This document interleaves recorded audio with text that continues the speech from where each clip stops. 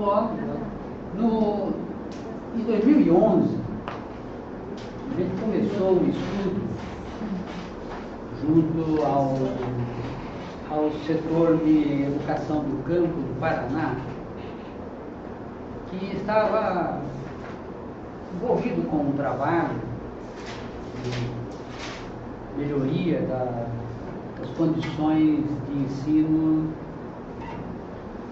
nas escolas de educação do campo. E eles estavam envolvidos com produção de material, etc. E o grupo resolveu que poderia ser um espaço para fazer um ensaio sobre a noção de complexos. E a gente está nisso desde aquela época.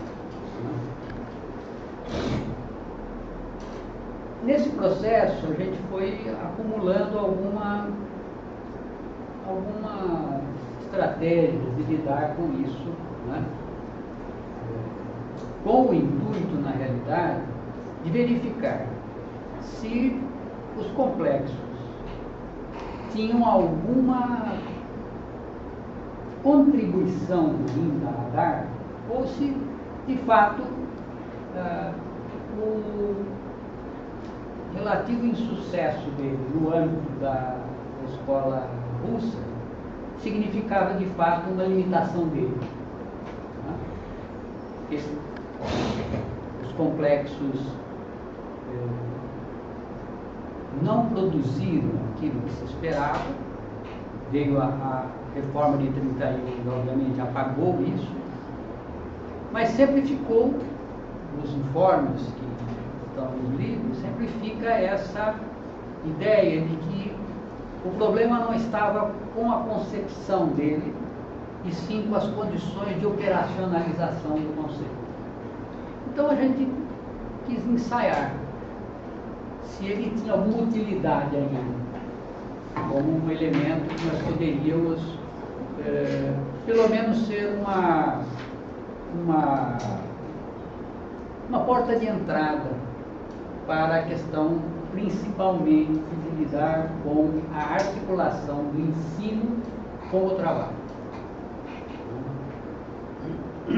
Claro, mexendo simultaneamente com o conteúdo e com a forma da escola.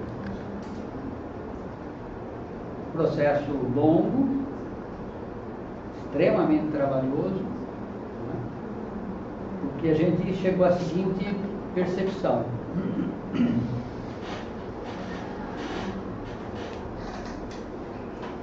não bastava nós reunirmos as 6 escolas ou 8 escolas itinerantes do Paraná, e eram escolas itinerantes, portanto dentro de acampamentos, né? Não eram dentro de assentamentos, algumas delas até dentro de assentamentos, depois entraram. Mas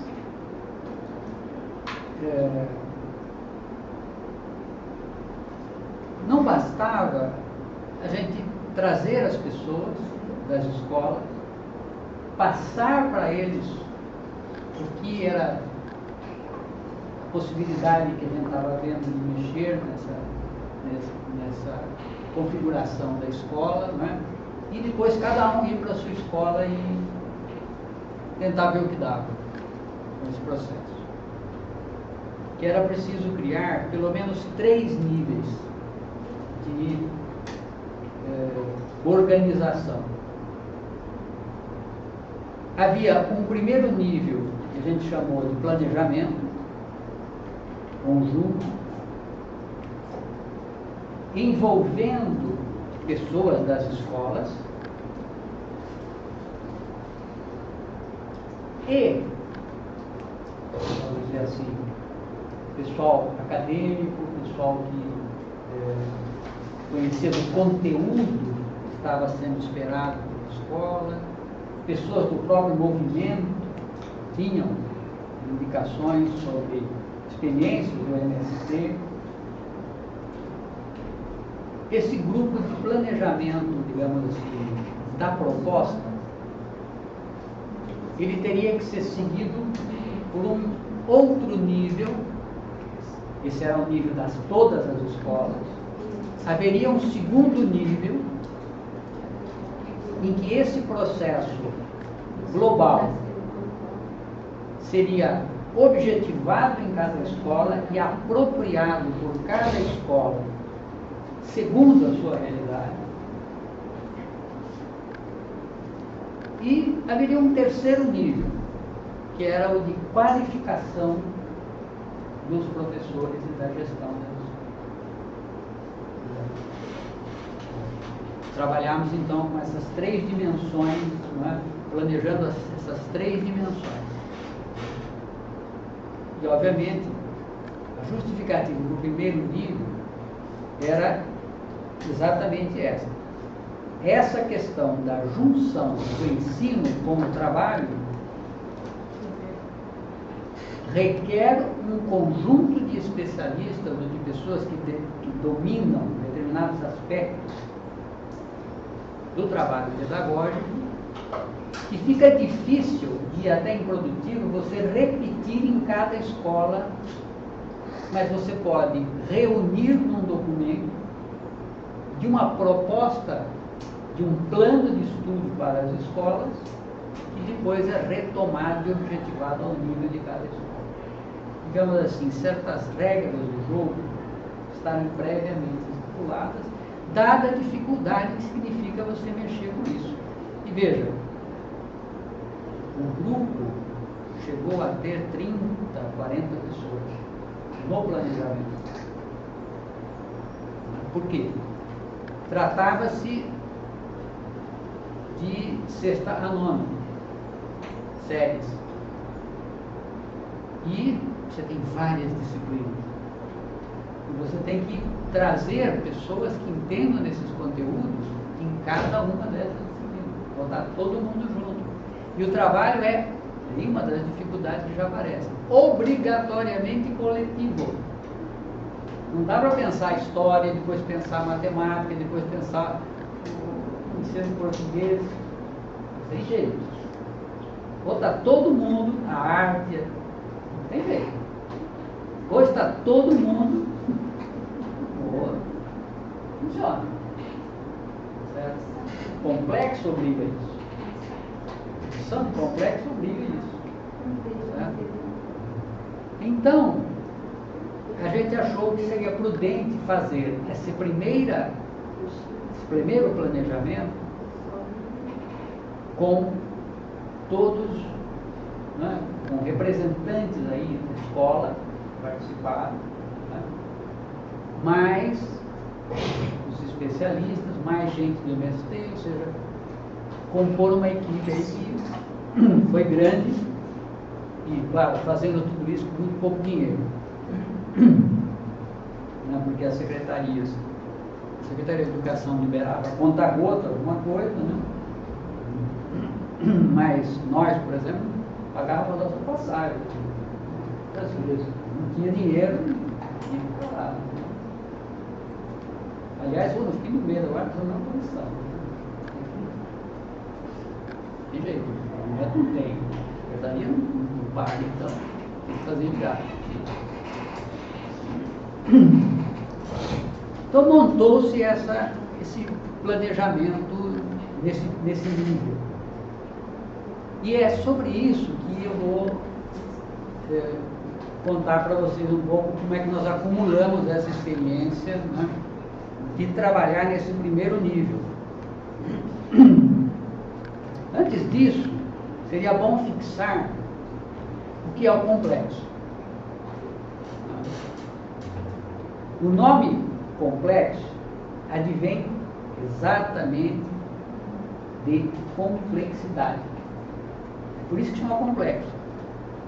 Porque ele lida com a organização de complexidades que permitem fazer a conexão com o estudo. Ou seja, dentro da ideia do complexo, há um conjunto de categorias que são responsáveis por estarem presentes no complexo, forçando esse pensar simultâneo de todas as disciplinas, articuladamente, teoria, prática, ou seja, estudo e trabalho, né? E tentando colocar isso com valor pedagógico, que esse é o maior que tem. Porque articular com a vida, articular com o trabalho, isso aí é simples. Só olhar do lado de fora da escola, o que tem ali? Vou fazer uma pesquisa etnográfica ali, o que tem ali? Tem. O problema não é esse, o problema é conectar com o valor pedagógico. Conectar ensinando. Conectar sem abrir mão do conteúdo. Conectar abrindo mão do conteúdo, moleza. Conectar dividindo, faz o estudo aqui, depois vai ver lá, moleza também. Agora, escolher essa relação para que no processo de aprendizagem ela tenha um valor pedagógico, esse é o nó, né? É extremamente difícil de ser feito e só pode fazer coletivamente na presença do conhecimento e do trabalho. Portanto, na presença de um conjunto de pessoas que trabalhem simultaneamente por um longo período nesse trabalho. Então, a gente aí tentou colar naquilo que o Strack relatou disso, tentou ver como é que isso havia acontecido nos primeiros momentos, onde as descrições são mais didáticas, digamos, né? E a gente viu que o Strack sempre fala numa matriz organizativa que tem 3 colunas. Vocês vão ver em vários lugares. A matriz da Comissão Científica Estatal, né? Era uma comissão que havia pensado os currículos dos programas. Aliás, até um está traduzido por aí, citado aqui. Ali tem um livro aí na bibliografia de vocês, está citado aí o produto desse trabalho. O primeiro produto aí que saiu por 22, 23, tem muitas versões. Essa é uma delas. Mas o que era? Ele estava baseado em 3 colunas. A coluna central era o trabalho. Ou a vida, se você quiser. Estava ali. Eles chamaram do trabalho. A coluna da esquerda era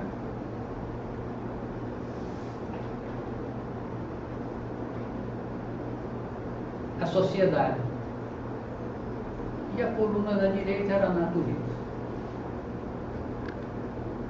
Essas 3 colunas organizavam o conhecimento e o trabalho. No meio você tinha o trabalho, nas laterais você tinha conexão com as ciências da natureza ou com as ciências sociais. Essa era a matriz. A matriz depois ficou um pouco mais encorpada ao longo do trabalho, ganhou até indicações de êxito, né? Trabalho, coluna da vida, a coluna da vida, o trabalho, depois tem a coluna das ciências sociais, das ciências naturais, e aqui ainda punha lá êxitos a serem obtidos. Quando é que aquilo ia estar legal.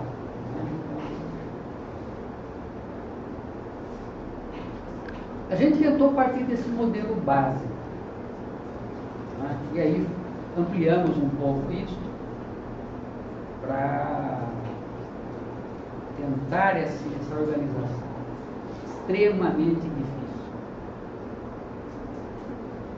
Extremamente difícil, porque você junta pessoas oriundas de várias ciências, né? E dentro delas tem divergência. Então, como é que ensina isso aqui na matemática? a piscina é importante. Não é para ele. Não, esse conceito não é importante, não é relevante, esse que é o mais importante. Isso é uma discussão. O Bistráck, de certa forma, quando trabalha aqui nesse último livro dele, Ensaios sobre a Escola Politécnica, revela essas dificuldades ali, né, de conciliação dentro das áreas. Né? Só que lá ele tinha uma vertente reacionária, tudo batendo fortemente, né, no trabalho. Né? Nós não tínhamos essa variável lá. Todo mundo estava entre amigos ali, né? Não tinha ninguém jogando contra, né? Mas era uma dificuldade conciliar essas visões, né, dentro do próprio grupo. Às vezes você começava a trabalhar, mas aquela pessoa não podia continuar. Atividades da vida levavam ela para outras preocupações, outras responsabilidades, tem que substituir. Entrar outra pessoa para continuar o trabalho, aí aquela pessoa que continua também, olha, não é bem assim que eu penso e tal, e aí, né, você tem que ir lidando com todos esses limites aí, né, dessa questão. Mas o trabalho foi avançando, a gente chegou a fazer um plano de estudos, né, baseado nessa noção de complexos, né, trabalhando com a unidade semestral, né, depois, dentro de cada semestre, com um conjunto de complexos. Né? O entendimento que a gente foi firmando é do complexo ser um pedaço da realidade que serve de palco de aprendizagem e formação para as disciplinas. Às vezes mais disciplinas, às vezes menos disciplinas articuladas em cima dele. Certo? Ou seja, às vezes 3, 4 disciplinas, até mais, trabalhando no mesmo foco da realidade, às vezes menos, só 2 conseguem se ligar com aquele pedaço da realidade. E foi essa exercitação, a gente procurou um pouco ir tentando sistematizar isso na forma de categorias pedagógicas, né, e construir uma rede dessas categorias que permitisse mostrar um caminho para fazer isso. Certo? Cruzamos isso também, obviamente, com certas necessidades pedagógicas que nós achamos que deveria ter ali, até para garantir depois lá na escola a consecução disso. Né? Por exemplo, nós partimos para um processo em que condensamos em objetivos de ensino o conhecimento das disciplinas e condensamos separadamente os objetivos formativos, mais explicitamente, tanto os objetivos de ensino quanto os objetivos formativos que a gente tem em cada um dessas áreas como foco, levar à frente. E foram estes a necessidade de trabalhar com esses objetivos vinculados com o trabalho na vida que nos levou então a pensar sobre o outro lado. Como é que lá na experiência da vida havia a possibilidade de fazer essa conexão com estes objetivos agora. Não mais assim em geral, mas já mais detalhados, para a gente conectá-los. Bem, quando a pergunta é com o que eu vou conectar isso que eu defini como sendo necessário garantia de aprendizagem para as crianças do 6º ao 9º ano, aparece a necessidade de entender o lado de lá, ou seja, entender o trabalho. E isso nos levou, então, a pensar em como fazer um levantamento do entorno das escolas que nos fornecesse as indicações de como que, em geral, mais provavelmente, trata-se de um plano de planejamento abstrato, né? Ele não está ligado a uma escola específica, ele será no momento seguinte ligado a uma escola específica, mas nós tínhamos que ter elementos de cada escola, para poder abstrair aquilo que era comum a essas escolas na sua realidade. Então isso levou a fazer, trouxe a ideia dos inventários. Eu acho que é uma das boas ideias que aparecem nesse processo. Ou seja, se eu quero conectar com a vida, eu tenho que inventariar a vida. Eu tenho que saber o que tem do lado de fora da escola.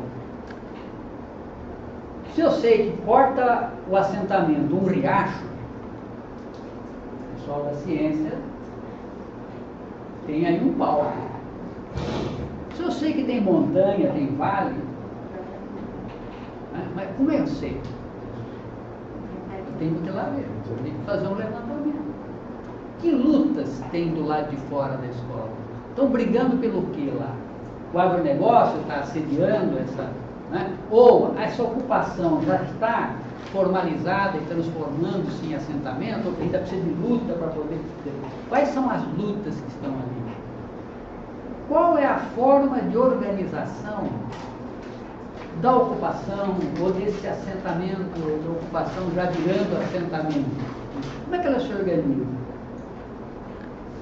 Qual é a vida organizada ao lado? Tem núcleos de base? Eu posso me conectar com eles? Né? Quais são os problemas do assentamento? O que o assentamento está pensando, ou a ocupação está pensando, para o seu desenvolvimento, que a escola possa ajudar nos processos? Para onde ela vai? Para onde a ocupação vai? Certo? Se é um assentamento, para onde esse assentamento vai? O que ele produz? Que tipo de preparação precisariam as pessoas que estão nesse assentamento, compatível com esse nível que nós estamos trabalhando? Tudo isso precisava ser inventariado. Aí surge então a ideia dos inventários. Fizemos um rastreamento do ambiente, das ocupações e dos assentamentos, para caracterizar, em geral, aquilo que era mais típico nos assentamentos. Então, com isso, nós ficamos com os dois elementos na mão. De um lado, nós tínhamos o estudo, caracterizado num conjunto de objetivos formativos e de caráter de ensino. No outro lado de lá, nós tínhamos a realidade descrita nos assentamentos, com o que nós poderíamos nos conectar. E aí veio a maior dificuldade, como é que essas coisas conversam. Como é que eu, com um valor pedagógico, faço essas conexões. Aí, sessões intermináveis, né? Grandes papeleios pelas paredes, né? Procurando, cada um da sua visão, da sua disciplina, criar um nó de encontro na realidade. Professor de português, professor de matemática, professor de história, como é disso que nós temos em geral disponível nas escolas. Como é que nós nos encontramos na realidade para exercitar o nosso estudo. Tá? Sessões, sim, semanas, para construir essa conexão. Como é que se registra isso? Temos que inventar formas de registrar. Isso tem que passar depois para alguém que vai ter que entender isso. Como é que denota os objetivos? Como é que denota as situações de realidade? Como é que eu explico que as coisas estão conectadas? Quem conecta com quem? Que disciplinas são possíveis nesse... Né? Esses nós que foram aparecendo foram os complexos. quando vai havendo essa confluência das disciplinas em determinados aspectos dessa realidade descrita, essa confluência assinala para a gente que ali tem uma porção da realidade que pode ser objeto de trabalho de um conjunto de disciplinas. Nosso trabalho aí foi, então, descrever esse complexo numa linguagem que nós pudéssemos passar para frente para os professores. Mas, obviamente, isso dava conta do lado, digamos assim, formativo, né? Em termos de objetivo de ensino e formação. Mas nós tínhamos que mexer com a forma escolar também. Tinha que mexer com a estrutura das relações dentro da escola, né? Isso foi motivo de um tratamento separado, então, ligado mais aos objetivos formativos, mas que reestrutura a forma como a escola se organiza para acolher os complexos dentro dessa perspectiva de que você tem que mexer o mais possível, simultaneamente, com o conteúdo e com a forma. E aí jogou alto a experiência do Instituto Josué de Castro. Nós trouxemos a experiência deles e embutimos dentro do sistema, né? De forma a acelerar esse processo, né? Que é o que está descrito, a experiência do Instituto está descrita nesse livro aqui, Escola em Movimento. Então, pegamos essa experiência e trouxemos para cá. Qual era a experiência, fundamentalmente, que servia para as escolas? Tem muita coisa lá dentro, mas que não se aplicava quando nós estávamos trabalhando. Fundamentalmente, a experiência da diversificação dos tempos educativos. Trabalhar com a noção de tempos educativos. Porque com isso você expande as possibilidades, os espaços de reflexão dos estudantes e professores. E os tempos educativos são os tempos que tínhamos lá, basicamente os mesmos que tínhamos lá na escola do Instituto Josué de Castro. Ou seja, havia um tempo aula onde privilegiava-se a questão do acesso ao conhecimento, mas havia um tempo formação da manhã, que incluía a mística. Dentro do MST tem essa finalidade de simbolizar uma ideia, né? E exercitar essa ideia, né? Logo no início das atividades, né? Havia um tempo em formação, onde a comunidade trocava informações entre si, conhecia outros aspectos, enfim, um conjunto de tempos educativos que estão descritos aí na experiência do IEJC e que servia para a gente organizar de maneira diferente, né, os tempos da escola, né? Tempo reflexão, por exemplo, os estudantes são um tempo para refletir, fazer o seu diário, né? O tempo trabalho é o tempo em que você vai se envolver com atividades fora da escola, do trabalho.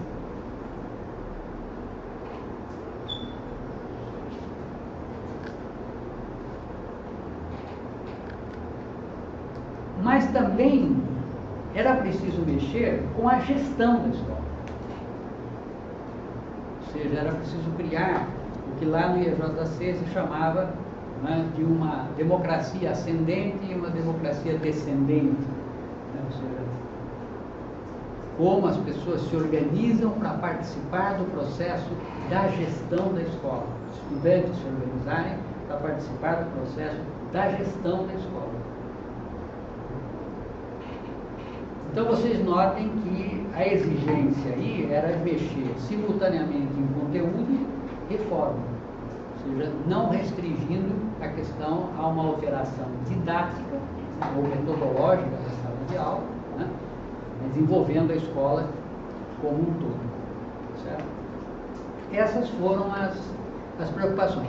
O que eu apresento aqui é essa parte mais ligada à construção do complexo, certo? Pois essa parte da mais formativa ou da mudança da forma escolar, vocês acham no livro de EJC, né? Com bastante detalhe aí, né? Mas o que vocês vão ver aqui é mais essa parte, digamos assim, das categorias pedagógicas em si, da organização, da proposta pedagógica mesmo para a escola. Okay? Então,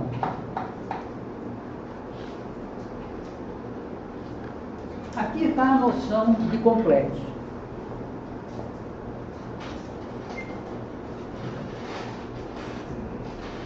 Veja que nós estamos supondo uma concepção de educação, claro, de corte marxista, não é? Baseado no trabalho, tudo aquilo que nós já vimos discutindo. Nós estamos pressupondo que há um meio educativo e uma atualidade com o qual nós temos que interagir. Estamos pressupondo que estamos procurando atingir alguns objetivos de caráter formativo e também de ensino. Nós também temos, agora dentro de uma concepção do plano de estudos, se vocês quiserem, do currículo, vai. Nós temos a suposição de uma matriz pedagógica. Nós temos o trabalho enquanto método geral de relação com a vida, e nós temos os tempos educativos. Eles estão todos pressupostos aqui. Aqui está o âmbito do complexo de estudo. O complexo de estudo é uma unidade organizativa do plano de estudos. Note que complexo de estudo, primeiro, não é método de ensino.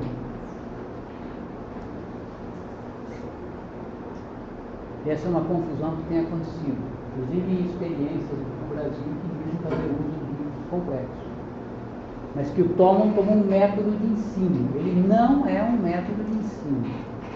Ele é um arcabouço articulador.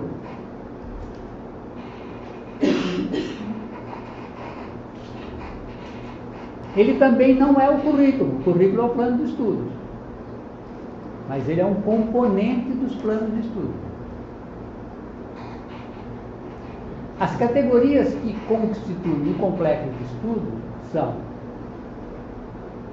as bases das ciências e das artes, aí convertidas em conteúdos e objetivos de ensino, e aquilo que nós esperamos obter de êxitos nesse processo. Veja que não necessariamente os êxitos necessitam ser medidos por avaliação, porque olha a outra ponta, né? Olha o trabalho socialmente necessário aqui, olha a realidade aqui, as fontes educativas. Essa tríade aqui me permite, inclusive, saber se o aluno, se o estudante está ou não avançando na aquisição do conhecimento pela maneira como ele interage com a própria realidade. O que me permite, a não ser naqueles casos de elaboração teórica onde é necessário, ficar livre dessa ênfase avaliacionista que nós temos de, para cada objetivo, um item de avaliação num teste. Né? Ou seja, o conceito de avaliação está preservado, mas obviamente uma avaliação de alguém que tem alguma atividade concreta, de preferência na vida, que pode servir de elemento para você atestar que ele está interpretando corretamente aquela realidade que ele está vivendo, ou lidando bem com aquela realidade que ele está vivendo. Suponha que o trabalho socialmente necessário fosse um assentamento, fazer uma nova ponte, porque a que está lá está caindo. O professor de matemática certamente vai deitar e rolar nisso, com medidas, uma série de elementos que ele pode explorar. Obviamente, se a ponte parar em pé, significa que os caras sabiam alguma coisa, né? Quando tiraram as medidas, fizeram os cortes, os encaixes, enfim, né? Dá um indicador, né? Agora, se além disso precisar de alguma elaboração, aí, claro, será feita na forma apropriada, né? Então, nós temos as bases das ciências e nós temos aqui a realidade, né? A atualidade da escola, da vida, né? E a possibilidade dessa conexão. Quem faz essa passagem de lá para cá é exatamente esses objetivos, né? De ensino e formativos que dão a pauta para você fazer essa conexão. Note que, além disso, nós temos métodos e tempos específicos que são mobilizados por disciplinas específicas. Não se ensina matemática como se ensina português. Não se ensina alfabetização como se ensina literatura. Portanto, há métodos específicos que precisam ser arregimentados aí nesse processo. Não basta partir da ideia que bota os alunos em contato com a realidade e que vai acontecer alguma coisa ali. Tem que ter uma metodologia para isso. E veja que aqui a organização coletiva com auto-organização dos estudantes é um elemento fundante também das categorias do complexo. A esse conjunto de categorias é que nós damos o nome de complexo de estudo. Porque é exatamente isso. Cada aspecto da realidade aqui é uma complexidade a ser esclarecida por esse conjunto de conhecimentos e a ser exercitada no coletivo de tal maneira que ele aprenda a auto-organizar-se para lidar com essa realidade. Ok? Está claro?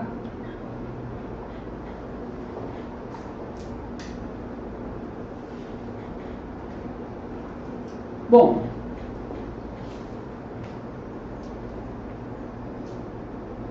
nós vimos lá então que eu agora estou colocando aqui desse lado aquelas categorias componentes do complexo de estudo.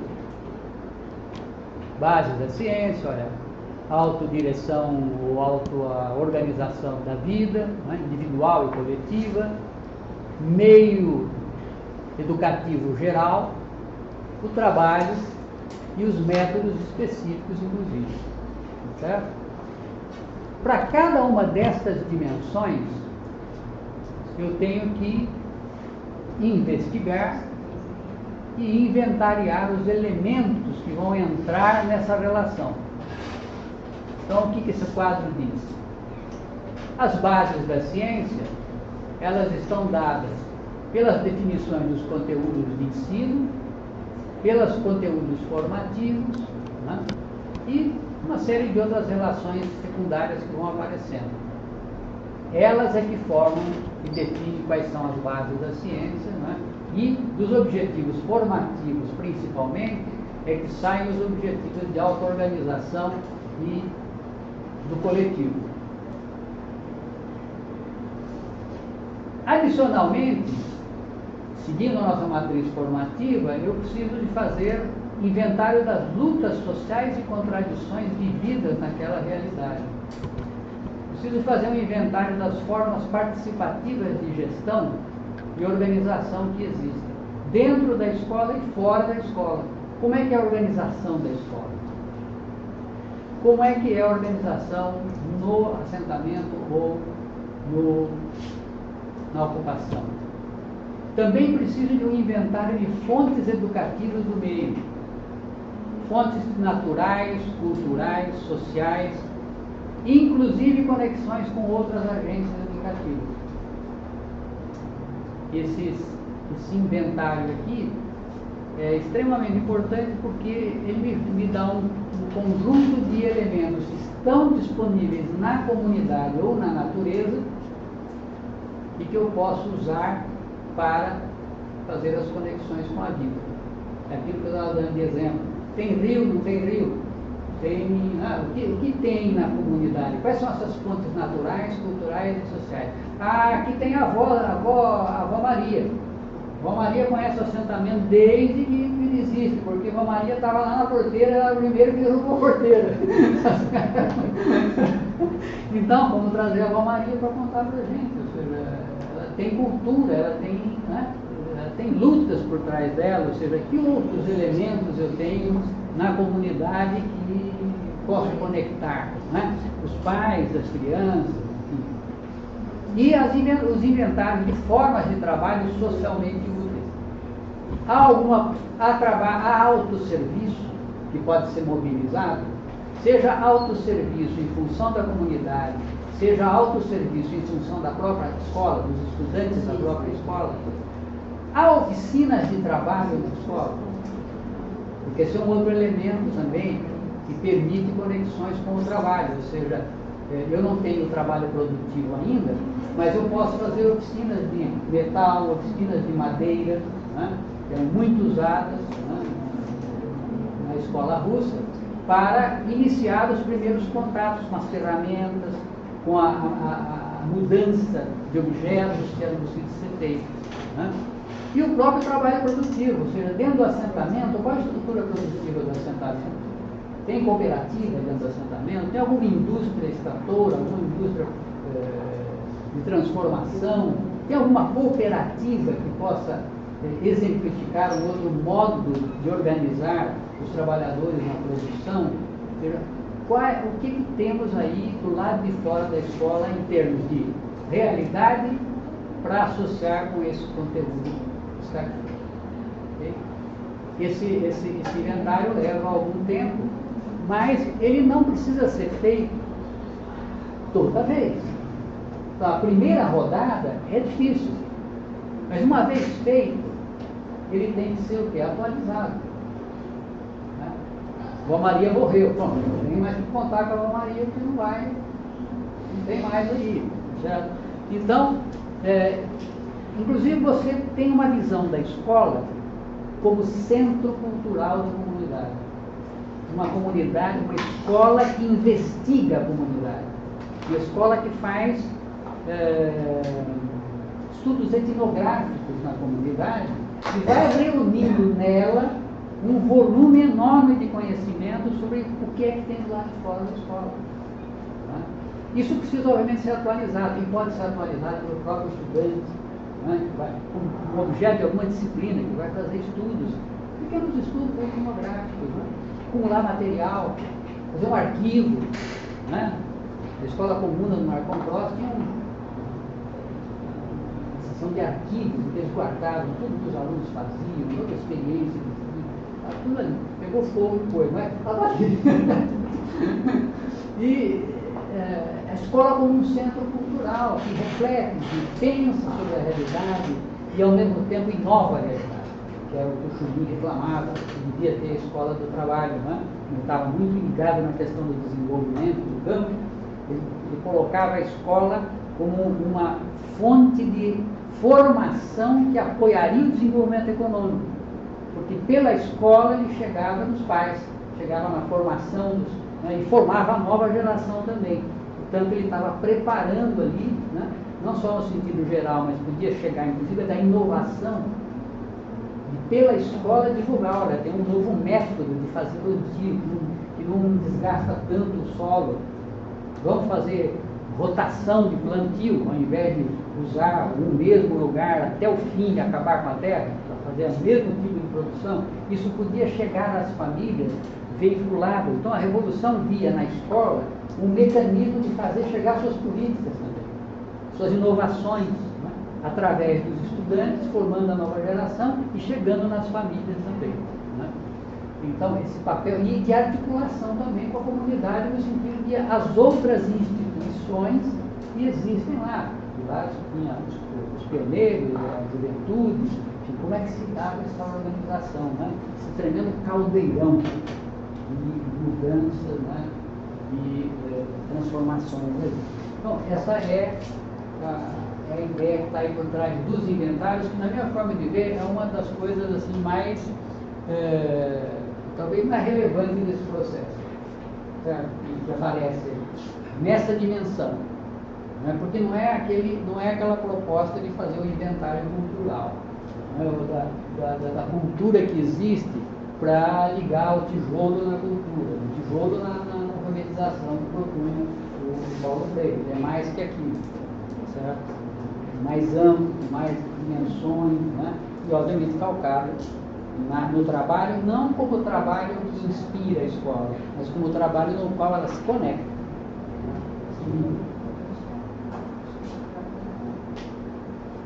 Bom, aqui eu estou dizendo aquilo lá quase que da mesma maneira. Ó.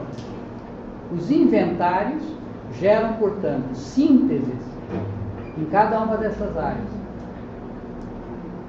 No nosso caso lá nós tínhamos 6, 7 escolas, né, de assentamentos, de ocupações, sintetizamos aquilo que era comum nessas áreas e fizemos a síntese por área para o conjunto das escolas. A partir daí começa a via sacra, que é os inventários dando base para a conexão da vida, certo? E a gente tendo que fazer girar essa roda em torno de uma concepção de educação e de uma matriz formativa, partindo dos objetivos formativos, constituindo conteúdos, lidando com os objetivos de ensino específicos e montando a conexão da vida com eles. Isso aqui não tem fim. Sempre vai poder ser melhorado. Sempre vai ter modificação e vai poder no ano seguinte ser feito de uma maneira diferente se a gente quiser. Certo? Mas é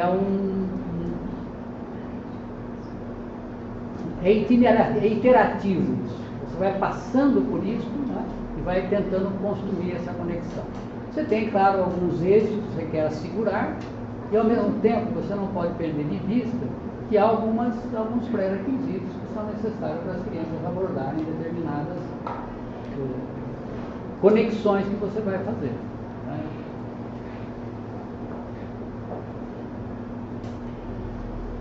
Aqui está um outro momento também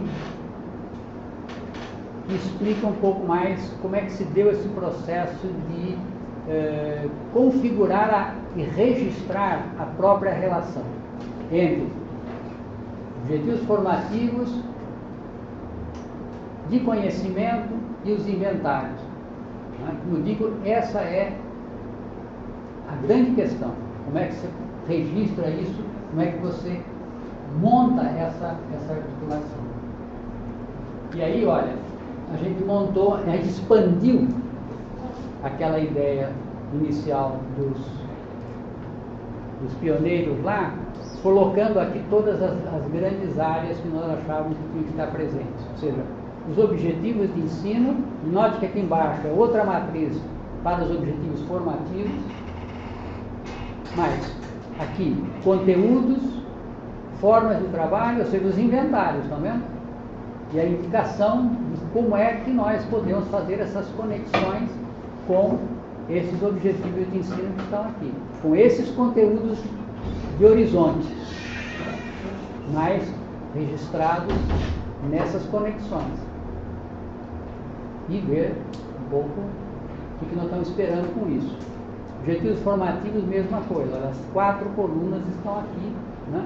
Forma de trabalho, forma de lutas e contradições, forma de organização dentro e fora da escola, fontes educativas. Né? Note que a gente tomou uma decisão. Como tudo muitas vezes se conecta com tudo, se você quiser verificar os termos de possibilidades, muitas vezes você tem um determinado elemento da vida que pode ter dezenas de conexões com ele. Então a gente estipulou o seguinte: estabelecendo um número máximo de conexões para cada objetivo. Um mesmo objetivo, né, no máximo se conectar com duas situações, senão você não consegue emergir o nó do complexo. Certo?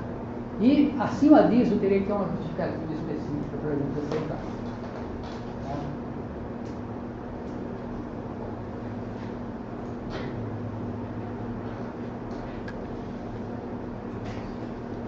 Bom,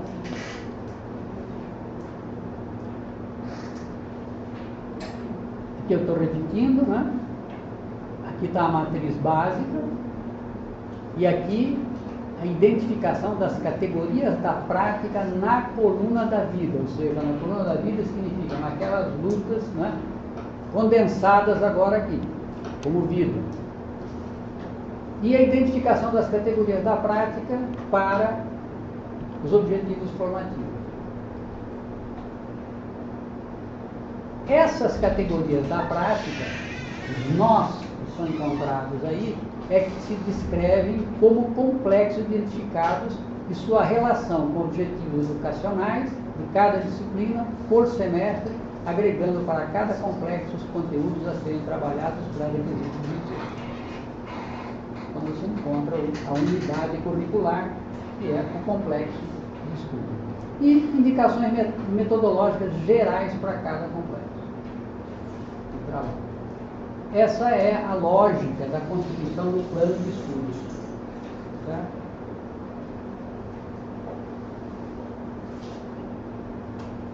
Aqui eu resumi tudo para ter uma ideia geral do trabalho. Né? Você tem esse primeiro momento aqui, que é de levantamentos e análises, e o segundo momento, que é esse que estávamos vendo, que é o momento da síntese. Quando toda essa análise é sintetizada aqui na forma de complexos. E sai aqui a redação final do plano de estudos. O que acontece? Esse é o nível 1. O nível 2 é a retomada pelo coletivo de cada escola desse estudo. E cada escola tem uma dica de como se organizar. Agora ela vai fazer esse rastreamento fino. Ah, mas aqui o meu rio não dá para fazer isso, não estamos pensando lá. Ela tem que se apropriar disso, fazer o seu próprio movimento agora para... Ah, mas aqui não tem a Romaria, mas agora ele não tem aqui, já morreu, tem que dar um jeito para adaptar isso aí de outra forma, né? De outra maneira. Né? E depois a questão da formação do magistério, isso aqui também é uma grande problemática, tudo aqui é problema, né? Mas nós não tivemos tanta dificuldade com a retomada pelas escolas. Aqui está o problema. Desculpa, aqui está o problema. Por quê? Esse povo, ele não para na escola, professor. Você vai lá e tal, e passa tudo isso e faz, ele vem aqui, participa do negócio, tá tudo certo. O ano que vem não é mais ele, é outro. Toca você fazer todo esse processo de envolvimento dessa pessoa de novo.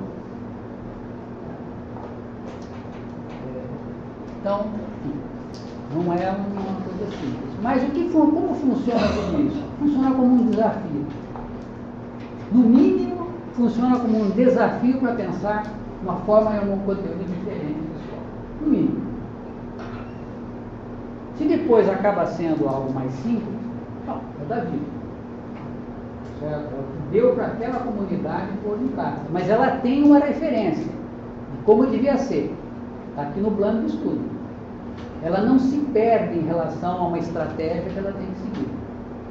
Ela tem uma proposta aqui. Se aqui ela não consegue fazer isso, nós temos que respeitar a escola. A redação do plano de estudos é um momento diferenciado Desse aqui. Isso está disponível. Isso é geral? Isso é geral. Tá. Isso é a apropriação da escola.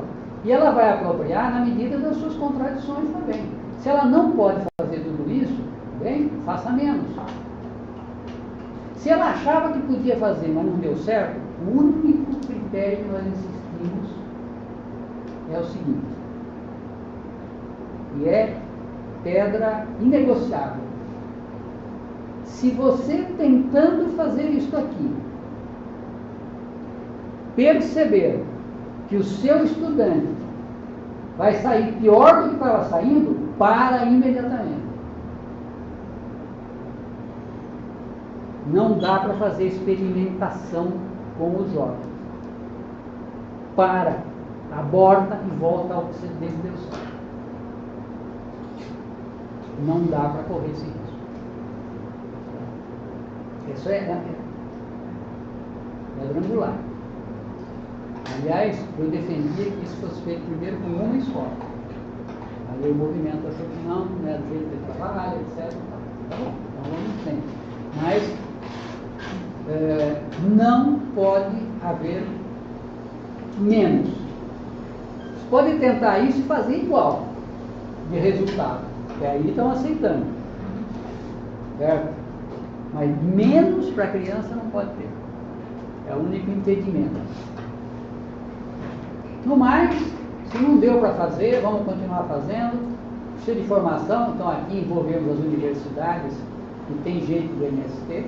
Teve algum caso que chegou nessa conclusão?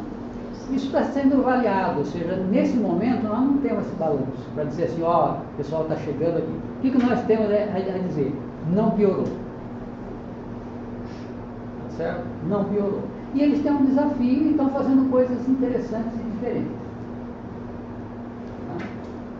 A ideia dos tempos educativos, isso é a que mais penetra.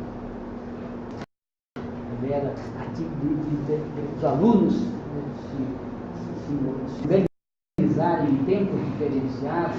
Aqui tem gente, aqui tem professor que fica escola mais comprometido, fica no tempo seguinte, porque uma das limites para levar tudo isso aqui adiante é a escola de tempo parcial que nós temos.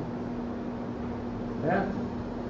Se nós tivéssemos escola de tempo integral, a coisa podia ser muito melhor.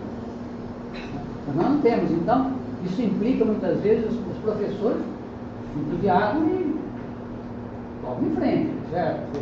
Ficam na escola, dirigem, participam, etc. Né? Mas, claro que o ideal seria, outro limitador, ter tempo integral, né, para poder lidar com isso. Bom, esse é um esforço feito, cujo objetivo, na realidade, é perguntar: há algo que nós podemos aproveitar dessa produção russa que poderia nos ajudar a pensar essa conversão? A minha resposta pessoal para isso é sim. Se isso é viável de ser usado em escala, eu diria não. Se isso é possível de ser usado em escola urbana, eu digo dificilmente. Mas é possível sim nos assentamentos e nas ocupações. Corroborando aquela ideia de que nos movimentos sociais nós temos um ambiente melhor para introduzir inovações dessa ordem. Okay? Bom, gente, é o que eu posso trazer para você. Claro, o movimento agora está se apropriando disso também, tem publicações sobre isso, o pessoal está estudando, está saindo teses, etc. Agora, eles são os autores disso, não sou eu. É uma produção do MST, certo? Eu só fiquei lá do lado dando uns pitacos, certo? Dizendo, acho que assim, acho que assado, talvez fizéssemos assim, melhoraria e tal. Mas é uma produção do coletivo, não é minha, tanto que vocês não vão achar publicação minha. Eu não acho que seja correto. A publicação deles, tem que sair com eles têm que refletir sobre essa questão e se apropriar disso, né? E contar do jeito deles, inclusive com os limites que eles estão vivenciando na prática. Né? Mas eu vejo assim, a minha impressão é que nós temos boas perspectivas, pelo menos no nível do momento histórico que nós temos.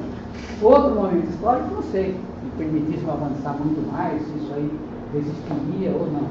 Mas hoje eu acho que é uma contribuição, né, que pode nos levar a um outro patamar de preocupações com a escola, de organização da escola, ou seja, mobiliza a escola, dá a ela uma outra vida, né, permite os estudantes trabalhar com a realidade, portanto, sair de dentro da escola, né? Mas voltar para dentro da escola, sim, né? E sentar na cadeira e estudar quando tem que estudar, né? Ou seja, a ideia aqui não é eliminar o livro, não é eliminar o conhecimento dialogado. A ideia é que ele aconteça em articulação com a vida. E em alguns casos, quando for necessário, depois da vida, que é o movimento natural, né, de aprendizagem, né, se nós queremos ser consistentes com o materialismo histórico dialético, né, porque as coisas têm uma materialidade. Né, a materialidade da vida vem antes. Portanto, é de lá da materialidade da vida que a gente parte para, né, o concreto abstrato.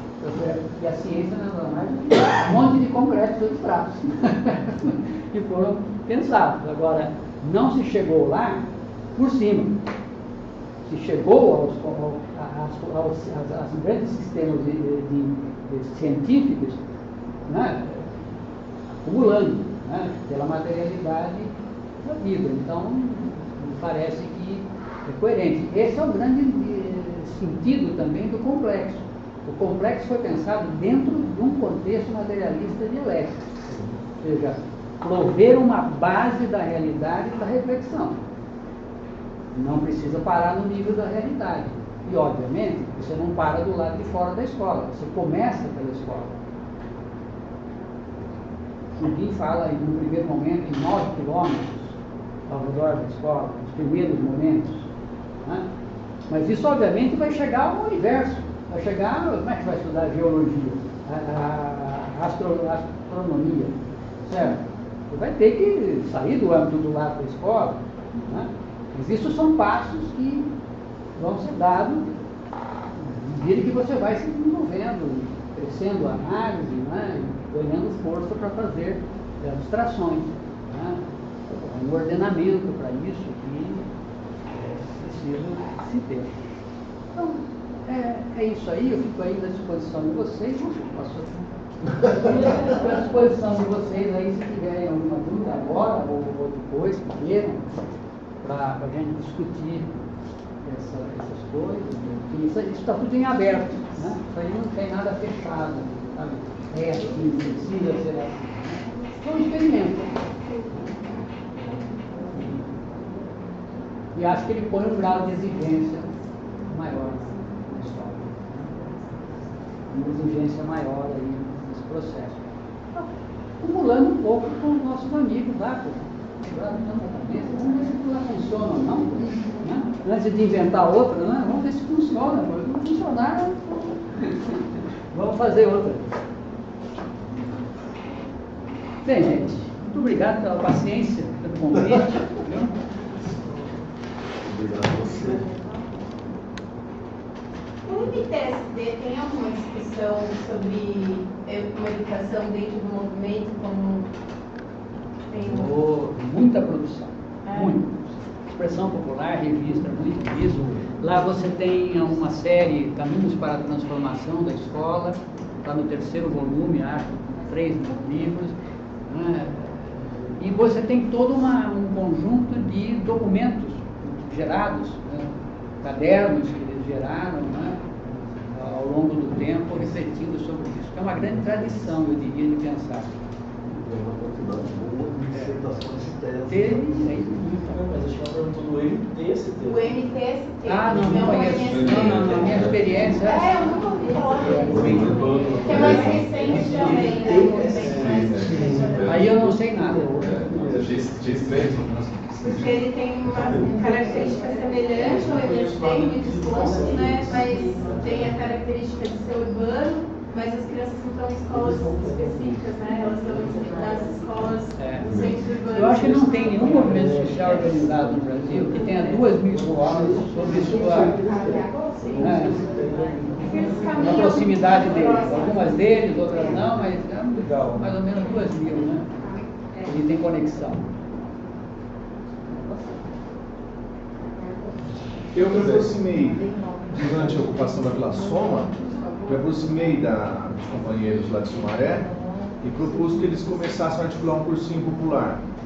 E a ideia era fazer com que o cursinho popular os organizasse para ocupar as escolas no sentido mais amplo, extrapolando os limites do movimento estudantil e criando condições para que a comunidade, ou seja, os trabalhadores articulados em torno da escola, pudessem se apropriar do que a escola poderia oferecer para eles regionalmente.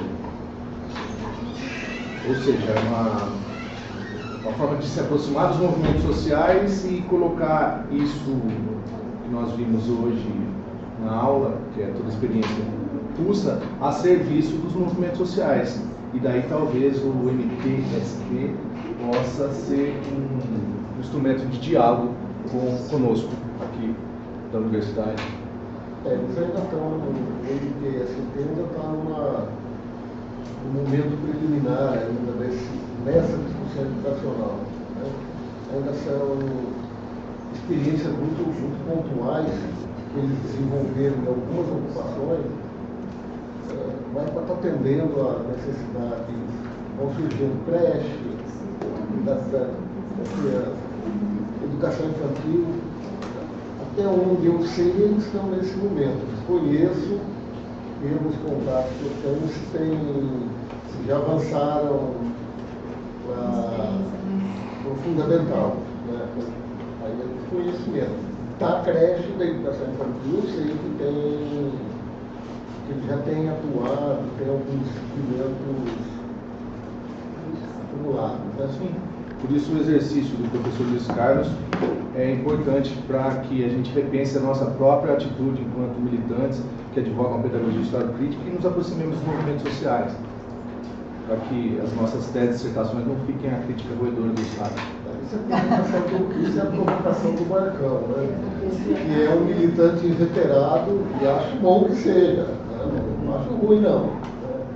Mas o objetivo da disciplina é a gente estar indo para os fundamentos mesmo da discussão das pedagogias contra-hegemônicas e vendo naquilo que elas se desdobram na atualidade. Né? Eu fiz duas provocações no Silvio Galo, né? O Silvio se envolveu nos fundamentos. Né? O Evaldo ele já avançou como militante na direção da militância enquanto anarquista, enquanto educador. O grupo do Rio de Janeiro trabalha com uma discussão anarquista, na qual o Danilo, que foi nosso aluno, que ele está lá. Né? O Danilo, ele não pôde vir, mas ele está me mandando uma gravação que ele fez sobre a discussão dele. Eu acho que seria muito interessante a Ângela, mas ela não conseguiu contato com ela.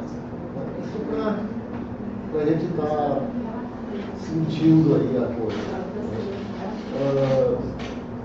A Nereide deu retorno agora, que ela está envolvida até o pescoço, né, com as questões da atualidade, do partido, os envolvimentos do partido, no embate que está posto na atualidade, uma militante. Né? E que ela, até o dia 10 de dezembro, nem sabe qualquer coisa. Quem sabe ela topa aí, depois disso está vindo para fazer uma discussão conosco. Agora é lógico que o Luiz avançou muito nessa direção com a atuação que ele tem tido junto ao MST. Acho que a curiosidade é vamos ver tudo isso no que vai estar resultando. Né? Extremamente importante. E as colocações dele me aguçavam muito. Né? Período que eu passei à frente da Secretaria Municipal de Educação, ser implantado uma educação contra-hegemônica numa rede municipal as mesmas questões são as que a gente se defronta ao nível da rede municipal. E isso tendo a caneta e tendo o comando, né? Tendo grana. pouca, não é pouca, que o município do Porto de Limeira pode montar. Mas você esbarra exatamente nas mesmas, né? Acrescentando na equipe gestora. Né? A equipe gestora é no caso das redes municipais, constitui um calcanhar de Aquiles muito sério.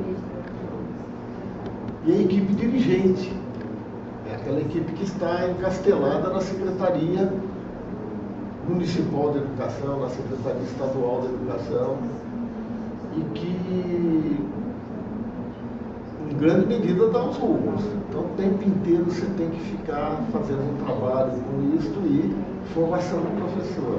Um tempo curto, né? Que é uma gestão. Porque é um projeto que está há 5 anos, né? Não tem fim, né?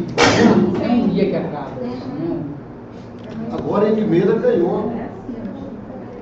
Teve uma guinada à direita acompanhando o que ocorreu no país. Então, pronto. Estou curioso para saber o que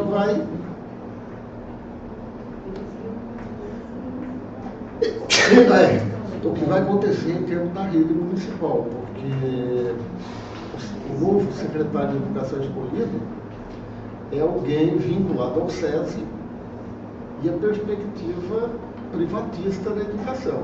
Né? É uma guinada de 180 graus no rumo da educação. Como a rede vai, depois de 4 anos de trabalho, de formação, basicamente a gente sentou em cima da formação, né? Sabendo que a rede ela muda, o movimento é mais fluido, mas a rede ela tem um comando. Estou extremamente curioso também para ver agora lá os embates. Só 2 observações aí. Eu acho que a pedagogia histórica crítica, enquanto um trabalho coletivo, uma coisa é essa elaboração coletiva, né? Sob na qual o Derdeval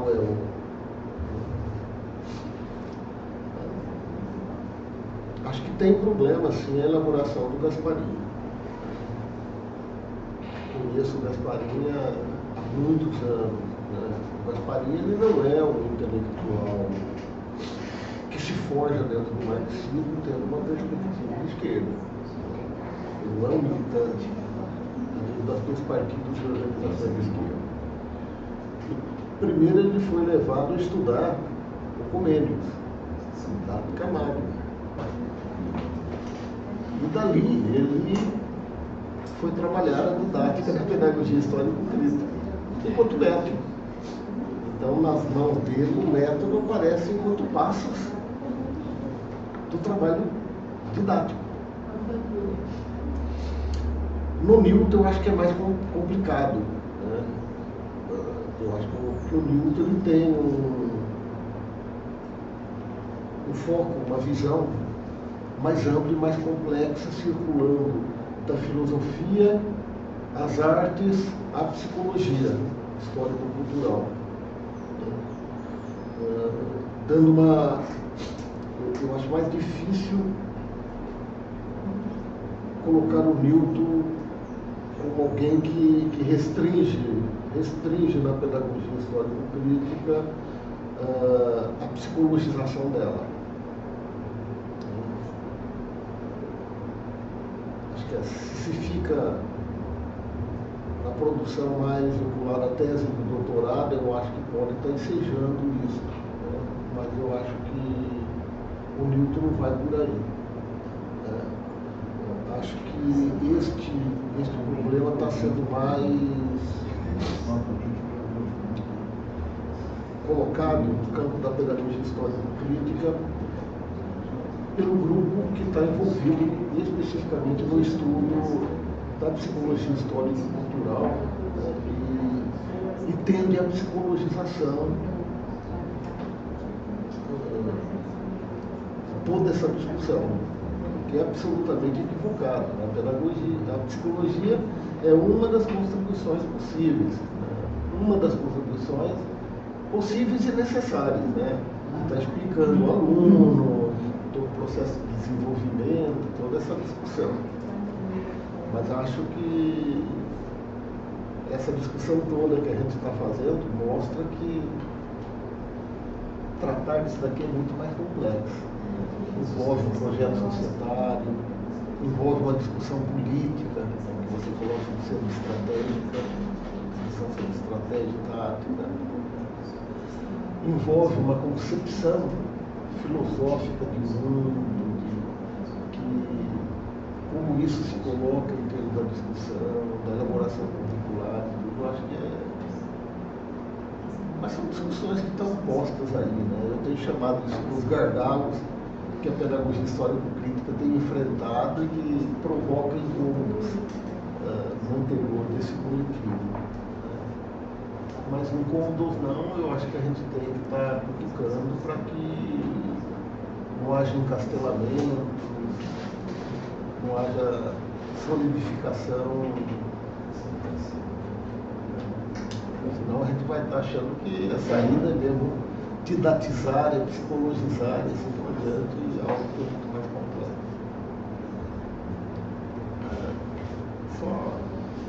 Mas isso é só uma opinião minha, né?